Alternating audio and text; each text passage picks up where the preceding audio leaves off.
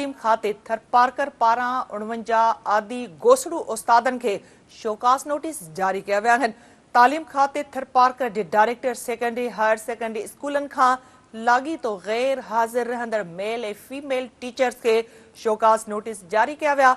गोसड़ू उस्तादन में मुकेश कुमार, बख्तावर मुर्तज़ा, जनता बाई, जगदीश, मकबूल ऐं ॿिया शामिल आहिनि। जारी कयल शोकास नोटिस तहत गोसड़ू उस्तादन के 10 जनवरी ते डीओ ऑफिस मिठी में पेश थियण जो हुकुम ॾिनो वियो आहे।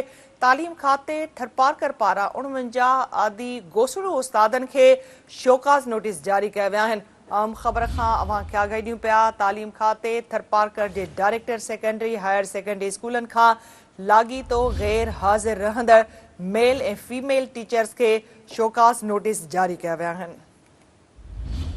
आम ख़बर खां नाज़रीन अवां खे अपडेट कंदा पिया हलूं त तालीम खाते थरपारकर पारां 49 आदि गोसड़ू उस्तादन के शोकास नोटिस जारी कया विया आहिनि। तालीम खाते थरपारकर जे डायरेक्टर सेकेंडरी ऐं हायर सेकेंडरी स्कूलन खां लाॻीतो गैर हाज़िर रहंदड़ मेल ऐं फीमेल टीचर्स के शोकास नोटिस जारी कया विया आहिनि।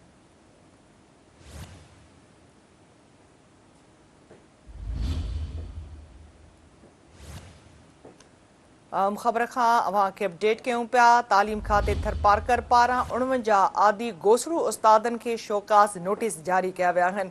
वधीक अपडेट्स लाइ असां राब्तो कयो आहे सिंध टीवी न्यूज़ जे रिपोर्टर जावेद बजीर सां। जावेद, ॿुधाए पियो वञे तालीम खाते थरपारकर पारां 49 गोसड़ू उस्तादन के शोकास नोटिस जारी कया विया आहिनि। कहिड़ा अपडेट्स ॾींदव? हाँ बिल्कुल निदा ही तालीम खाते थरपारकर जे डायरेक्टर ऐं सेकेंडरी ऐं हायर सेकेंडरी पारां जेका थरपारकर ज़िले जे 49 जेके आदि गोसड़ू जेके मास्टर आहिनि उन्हनि खे शोकास नोटिस जारी कयो आहे।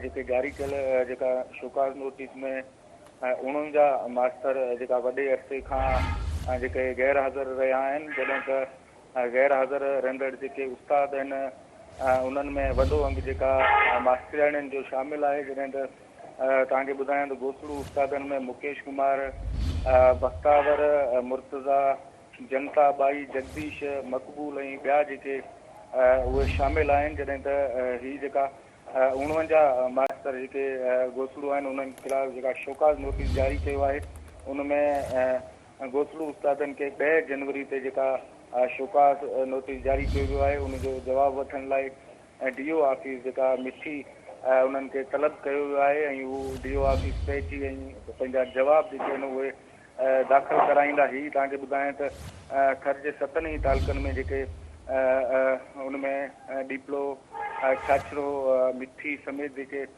तालुका आहिनि उन्हनि में 49 जेके गोसड़ू आदि उस्ताद आहिनि उन्हनि खे जेका आहे शोकास नोटिस तालीम खाते पारां जारी कयो वियो आहे। जी ठीकु आहे, अपडेट करण लाइ जावेद वॾी महिरबानी।